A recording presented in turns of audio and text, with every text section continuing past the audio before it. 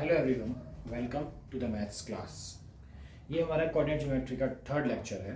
तो जैसा कि मैंने आपसे इससे पहले वीडियो में डिस्कस किया था कि डिस्टेंस फार्मूला और सेक्शन फार्मूला क्या हैं, उनके हमने एग्जांपल्स डिस्कस किए थे, साथ में उसको डिटेल एक्सप्लेन भी किया था। आज के इस वीडियो में मैं आपसे डिस्कस करने जा रहा हूँ कोऑर्डिनेट ज्योमेट्री के कुछ टर्म्स जैसे कोलिनियर कंडीशंस की, और जैसे मैंने लास्ट वीडियो में बताया था आपको कि कुछ हम क्वाड्रिलेटरल्स के में आपको कुछ कोऑर्डिनेट्स मिलेंगे।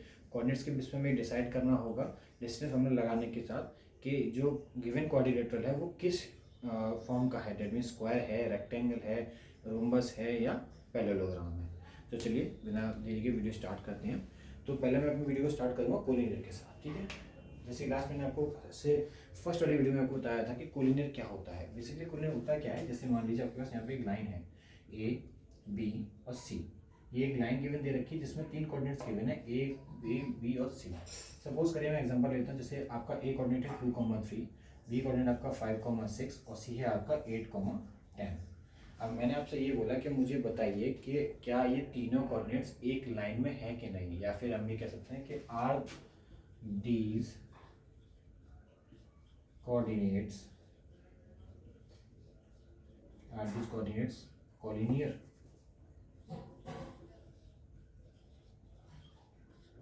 मैंने ये क्वेश्चन आपसे पूछा कि क्या ये तीनों कोऑर्डिनेट्स कोलिनियर हैं या नहीं। तो इसकी कंडीशन क्या है, कोलिनियर की सिंपल सी कंडीशन है जो कि है कि A B plus B C is always equals to the A C. Basically हम क्या करेंगे, हम पहले ए बी के साथ डिस्टेंस फॉर्मूला अप्लाई करेंगे, देन हम बी सी के साथ डिस्टेंस फॉर्मूला अप्लाई करेंगे, फिर हम ए सी के साथ करते हैं, ठीक है। चलिए हम तीनों अप्लाई कर लेते हैं। पहले हम निकाल लेते हैं ए बी। तो ए बी निकालने के लिए मैं क्या करूँगा, अपने डिस्टेंस फॉर्मूले को अप्लाई करूँगा, जो कि क्या है मेरा x2 माइनस x1 का whole square plus y2 minus y1 का होल स्क्वायर। अब बात करें इसके अंदर, तो ये हम जब ए बी को लेट कर रहे हैं तो ए बी को लेट करने का मतलब है कि ए के कोऑर्डिनेट्स क्या है आपके 2,3 और बी के कोऑर्डिनेट्स क्या है आपके 5,6। इसका मतलब ये x1 हो गया, ये y1 हो गया, ये x2 और ये आपका y2 हो गया। चलिए अप्लाई कर लेते हैं। x2 मीन्स आपका 5 माइनस 2 का whole square and according to this 6 minus 3 whole square. मेरे पास यहाँ पे क्या बचा, ये बचा मेरे पास 3 का स्क्वायर, और यहाँ भी मेरे पास बचा क्या 3 का स्क्वायर। ये मेरा हो गया आपका 9, ये भी हो गया मेरा 9, that is equals to the 18। अगर इसको आप ब्रेक करो तो कितना निकल के आएगा, अकॉर्डिंग टू द एलसीएम अगर आप ब्रेक करना स्टार्ट करो उसको, that is 2 9 18, 3 3 9, 3 1 3, that is equals to the 3√2। तो ये मेरा हो गया आपका ए बी का डिस्टेंस कितना है 3√2। सेम तरीके से मैं इसका निकालूंगा, BC का निकालूंगा, सेम फॉर्मूले को अप्लाई करूंगा। BC के कोऑर्डिनेट्स क्या क्या है मेरे पास 5,6 बी के कोऑर्डिनेट है, और सी के कोऑर्डिनेट है मेरे पास 8,10, ठीक है। अब जब मैं BC कोऑर्डिनेट्स फाइंड करने जाऊंगा तो अब ये x1 है और ये y1 है और ये x2 है और ये y2 है। डेट मीन्स आप जिस कंडीशन को अप्लाई करोगे उसके कंडीशन अकॉर्डिंग चेंज हो जाएगी, ठीक है। तो चलिए, हाँ, तो x मेरा कितना है 8 माइनस 5 का स्क्वायर प्लस 10 माइनस 6 स्क्वायर, क्या बचा मेरे पास यहाँ पे, that is 3 square plus 4 square is equals to the 9 plus 16 is equals to the 25 and that is equals to the 5। That means BC की डिस्टेंस कितनी निकल के आ रही है मेरे पास 5, ठीक है। अब मैं निकालता हूँ किसको, AC को निकाल लेता हूँ। तो AC को यहाँ निकाल लेते हैं, AC is equals to under root. अब मैं जब AC सॉल्व कर रहा हूँ तो ये x1 y1 हो गया और ये x2 मेरा y2 हो गया। डेट मीन्स क्या बचेगा 8 माइनस 2 स्क्वायर प्लस 10 माइनस 3 का होल स्क्वायर। ये हो गया आपका 6 का स्क्वायर और ये हो गया आपका 7 का square, that is equals to the 36 plus 49। कितना होगा आपको सॉल्व करने के बाद 9 6 15 85, ठीक है, क्लियर है 85। इसको सॉल्व कर लेते हैं, क्या ये अंडर रूट को ब्रेक कर पाएंगे, तो 5 1 5 70 जी नहीं, ये इसको ब्रेक नहीं हो पाएगा, तो इसका आपका एज इट इज रहेगा, दैट इज अंडर रूट 85। अब मैं अप्लाई करूँगा अपनी कोलिनियर की कंडीशन को। तो कंडीशन क्या है कोलिनियर की, that is A B plus B C is equals to the A C. मेरी ए बी की डिस्टेंस कितनी निकल के आ रही है 3√10, बी सी की निकल के आ रही है 5 और ए सी की निकल के आ रही है अंडर रूट 85। तो मैं इन दोनों को ऐड कर नहीं सकता और इन दोनों और ये वैल्यूज कैसे आएगी नहीं। That means my given condition, that means my given coordinates are not collinear. तो मैं क्या करूँगा, इक्वल्स टू को ऐसे हटाऊंगा, नॉट इक्वल्स टू बोलूँगा दे आर नॉट कोलिनियर। ठीक है, मैं सब कुछ क्या करूँगा, तीनों फाइंड करने के बाद मैं ये डिसाइड करूँगा कि मेरी जो गिवन कंडीशन है वो कोलिनियर नहीं है, दैट मीन्स मेरे तीनों गिवन कोऑर्डिनेट्स कोलिनियरिटी में फॉलो नहीं होते। ठीक है, ये हुई कोलिनियर कंडीशन कंप्लीट। अब मैं आपसे बात कर रहा हूँ कुछ टर्म्स के बारे में। ठीक है, वो कुछ बात कर लेते हैं।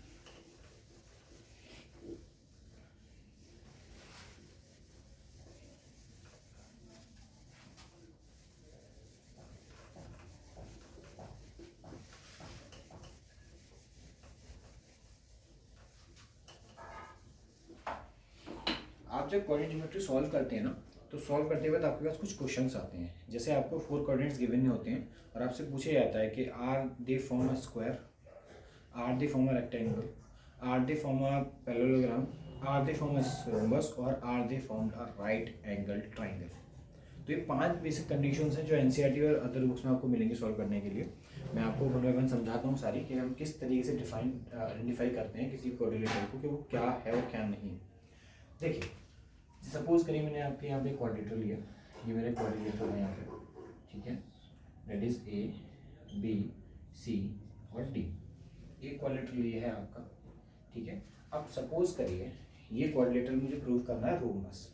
तो जैसे कि आपको पता ही होगा कि रोम्बस की कंडीशन क्या है। रोम्बस की कंडीशन है that all sides are equal. सारी साइड्स क्या होती हैं आपकी, इक्वल होती हैं, but diagonals are not equal. Diagonals are not equal. ठीक है, आपके जो डायगोनल्स हैं वो इक्वल नहीं होते। दैट मीन्स कि अगर ये इसको मैं प्रूव कर दूँ तो पहले मुझे इसके डायगोनल्स ड्रॉ करने होंगे।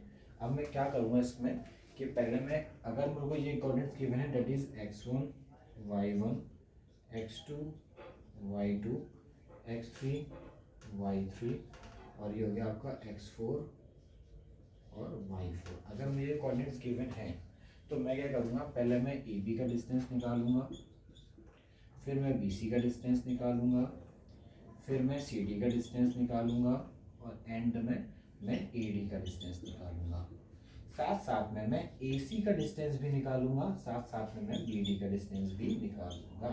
डेट मीन्स मैं क्या करूँगा, मैं इन चारों साइड का डिस्टेंस तो निकालूंगा, साथ साथ में मैं इसके डायगोनल्स के डिस्टेंस भी निकालूंगा। क्यों, अगर मेरे चारों साइड इक्वल आती हैं और डायगोनल्स इक्वल नहीं आ रहे हैं, डेट मीन्स जो मेरा गिवन क्वाड्रिलेटरल है ये क्या है, आपका रोम्बस है।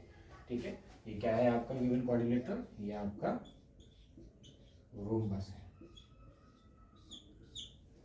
ठीक है, लेकिन सपोज करिए कि आपके ये चारों पॉइंट्स भी सेम आते हैं, चारों डिस्टेंस सेम आती हैं, साथ साथ में आपका डायगोनल्स भी इक्वल आता है। ठीक है, यहाँ पे डायगोनल्स नॉट इक्वल है। ठीक है, मान लीजिए आपका डायगोनल्स भी इक्वल आते हैं, that is diagonals are equal, all sides equal. ठीक है, मेरे डायगोनल्स भी इक्वल आ जाते हैं, मेरी सारी साइड्स भी इक्वल आ जाती हैं, तो उस कंडीशन में मेरी जो शेप है, जो मेरा जो क्वाड्रिलेटरल है, ये क्या बनेगा, ये फिर मेरा बनेगा आपका स्क्वायर। ठीक है, ये सेम अप्लाई करेंगे ट्रिक। आप चारों डिस्टेंस निकालेंगे, डायगोनल्स निकालेंगे, अगर डायगोनल्स इक्वल नहीं आ रहे हैं, चारों साइड इक्वल आ रही हैं, तो रोम्बस बनेगा आपका। ठीक है, लेकिन अगर चारों साइड इक्वल आ रही हो, क्वाड्रिलेटरल आपके डायगोनल्स भी इक्वल आ रहे हैं, तो फिर आपका जो गिवन है वो आपका क्या, वो जो आपका गिवन क्वाड्रिलेटरल है वो आपका स्क्वायर बनेगा।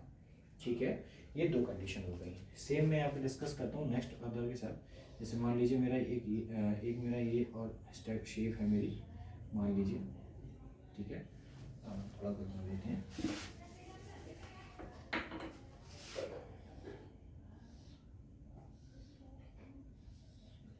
ये मेरा गिवन कोऑर्डिनेट्स है आपका A B C D. Again इसके कोऑर्डिनेट में गिवन दे रखे हैं x1 y1, ये है मेरा x2 y2, ये है मेरा x3 y3 और ये है मेरा x4 y4। ठीक है, सेम मेरे को ये चारों कोऑर्डिनेट्स गिवन दे रखे हैं। अब मैंने क्या करा, यहाँ पे मैंने डायगोनल्स इसके ज्वाइन किए। ठीक है, अब सेम मैं क्या करूँगा, यहाँ पे मैं यहाँ पे चारों चीज़ निकालूंगा, that is A B B C D और आपका डी, साथ साथ में मैं इसके डायगोनल्स भी निकालूंगा अगेन। अब निकल के क्या आता है कि कि अगर आपकी अपोजिट साइड्स बराबर आती हैं, अगर आपकी अपोजिट साइड्स बराबर आती हैं और आपके डायगोनल्स इक्वल नहीं आते हैं, अगेन मैं लिख देता हूँ यहाँ पे, that is opposite sides equal, diagonals are not equal। अगर आपके अपोजिट साइड्स इक्वल आ रही हैं, डायगोनल्स इक्वल नहीं आ रहे हैं, तो आपके गिवन क्वाड्रेटर क्या बनेगा, दैट इज पैरेललोग्राम। ठीक है, आपका गिवन क्वाड्रेटर क्या बनेगा, पैरेललोग्राम बनेगा। लेकिन सपोज करिए कि आपके अपोजिट साइड्स तो इक्वल आ रही हैं, साथ साथ में आपके डायगोनल्स भी इक्वल आ जाते हैं, diagonals are equal, opposite sides equal. अगर आपके डायगोनल्स भी इक्वल आते हैं, अपोजिट साइड्स भी इक्वल आती हैं, तो फिर आपका गिवन क्वाड्रेटर क्या बनेगा, वो बन जाएगा फिर आपका रेक्टेंगल। ठीक है, तो ये कुछ 4 कंडीशंस हमारे पास, दैट इज ये फर्स्ट है आपकी, ये सेकंड है, ये आपकी थर्ड है और ये आपकी फोर्थ। तो ये 4 बेसिक इनपर कंडीशंस आती हैं। मैं थोड़ा सा एक्सप्लेन कर देता हूँ कि जैसे मान लीजिए मेरे पास गिवन कोऑर्डिनेटर है जिसके कोऑर्डिनेट्स मेरे पास x1 y1 x2 y2 x3 y3 और x4 5 गिवन दे रखे हैं, और मुझसे ये पूछा जाता है कि मेरा जो गिवन कोऑर्डिनेटर है वो क्या फॉर्म कर रहा है। तो मैं क्या करूँगा, पहले इसके चारों साइड्स निकालूंगा डिस्टेंस, फिर इसके डायगोनल्स भी फाइंड करूँगा। अगर मेरी साइड्स इक्वल आती हैं और मेरे डायगोनल्स इक्वल नहीं आ रहे हैं तो मेरा रोबस बनेगा वो। अगर मेरे डायगोनल्स इक्वल आ रहे हैं और साइड्स भी इक्वल आ रही हैं तो फिर मेरा वो जो कोऑर्डिनेटर है वो स्क्वायर बनेगा। सेम अगर मेरी अपोजिट साइड्स इक्वल आती हैं और मेरे डायगोनल्स इक्वल नहीं आ रहे हैं तो मेरा वो पैरेललोग्राम बनेगा। और अगर मेरे डायगोनल्स इक्वल आते हैं और मेरे अपोजिट साइड्स दोनों इक्वल आती हैं तो फिर मेरा वो रेक्टेंगल बनेगा। ठीक है, एक कंडीशन और है छोटी सी, इसमें एडजस्ट कर देता हूँ थोड़ा सा। जैसे ये आपका गिवन ट्राइंगल है, मुझसे ये पूछा जाए कि जो गिवन आपका जो ट्राइंगल है वो राइट एंगल ट्राइंगल है या नहीं, तो फिर मैं क्या करूँगा, इसके लिए फिर मैं ये करूँगा कि जैसे आपको पता होगा कि हम जब एक राइट एंगल ट्राइंगल ड्रॉ करते हैं तो उसमें एक 90 डिग्री का एंगल भी होता है। 90 डिग्री एंगल के सामने वाली साइड को हमेशा हम हाइपोटेन्यूज बोलते हैं। फिर अगर हम इस एंगल से इसको मेजरमेंट कर रहे हैं, इस एंगल का अगर हम इस एंगल से इसको मेजर कर रहे हैं तो इसके सामने वाली साइड को हम परपेंडिकुलर बोलते हैं, and rest of the side is known as a base. तो बेसिकली मैं क्या करूँगा, मैं यहाँ पे ए बी भी निकालूंगा, ठीक है, मैं यहाँ पे बी सी भी निकालूंगा और मैं यहाँ पे ए सी भी निकालूंगा। मैं तीनों को निकालने के बाद क्या करूँगा, उसको h square is equals to p square plus b square that is known as a Pythagoras theorem, मैं उसको क्या करूँगा इस वाली कंडीशन में पुट कर दूंगा और ये चेक कर लूँगा कि मेरा जो गिवन ट्राइंगल है वो इस फॉर्म में आ रहा है कि नहीं। ठीक है, मतलब अगर ये इस कंडीशन को फॉलो करेगा तो वो आपका राइट एंगल ट्राइंगल है, और नहीं करेगा तो वो नहीं है। ठीक है, तो ये कुछ बेसिक टर्म्स थे आपकी क्वाड्रेंट ज्योमेट्री के अंदर जो मुझे आपको बताने थे। ठीक है, आप प्लीज़ इनके एग्जाम्पल्स एक बार जरूर ट्राई कीजिएगा। ठीक है, बुक से भी ट्राई कर सकते हैं, वरना आपको इंटरनेट से अच्छे क्वेश्चन मिल जाएंगे, वहाँ से भी ट्राई कर सकते हैं। और कोई प्रॉब्लम अगर होती है तो मुझे कमेंट कर सकते हैं। ठीक है, हम इसकी लास्ट वीडियो में और मिलेंगे। आपकी क्वाड्रेंट ज्योमेट्री का हमारा भी लेक्चर 4 और होगा जिसमें मैं आपको सेक्शन फॉर्मूला के कुछ एक टर्म और है जिसमें हम रेशियो फाइंड करते हैं, वो मैं आपको एक्सप्लेन करूँगा। ठीक है, तब तक के लिए वीडियो से जुड़े रहिए, अदर लेक्चर्स को अटेंड कीजिए। Thank you so much for watching.